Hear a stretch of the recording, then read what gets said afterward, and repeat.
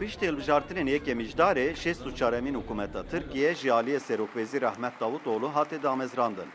Serokvezîr Davutoğlu Vatanın dê ve bernameya milletin hikûmeta bölünmez nû li bütünlüğünü, parlamentoyê milletin bixwîne. kayıtsız ve Tê payîn ku di bernameyê da mijarên ku di dema bangêşeyan da AK Partiyê bangêşe li ser dikir cî bigirin. Di seçimê de di wê helbijartinê de me qismek soz dan, me qismek û wadê xwe kirin ku em ji însana ra tişta bikin. Ew ê em mecbûrin yek bi yek teqîb kin. Mesela ew asgarî ücret em jê ra dibêjin. Ewa berê di Tirkiyeyê de nesûd pêncî bin hezarî da bû. Niha wê bi 1300 nolanê vê gelek sozê ku hikûmetê dane evana gere tek tek wernekirin. Opozisyon jî iddia dike ku hikûmet nikare sozên xwe binêcî. Gorî opozisyonê AK Partiye êdî rola xwe temam kiriye.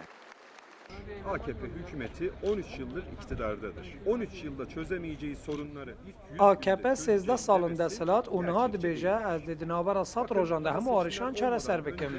Ew pirsgirêkên ku 13 salin nihatine çareserkirin, dê çawa sed rojan de bên çareserkirin.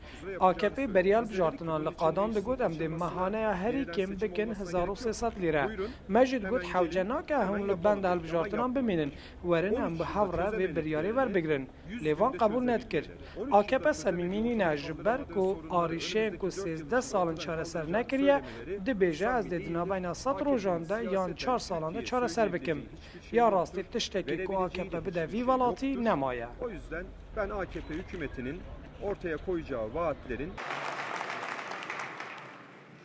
devletin varlığı ve Piştî bağımsızlığını ku bernameya hikûmetê hate xwendin, dê li parlamentoyê gotibêj li ser vê bernameyê bên kirin.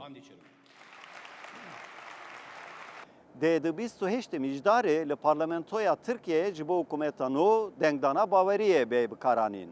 Piştî pesendkirina serokkomar jî hikûmeta nû dest bi kar bike. Kemal Avcı, Rudaw, Enqere.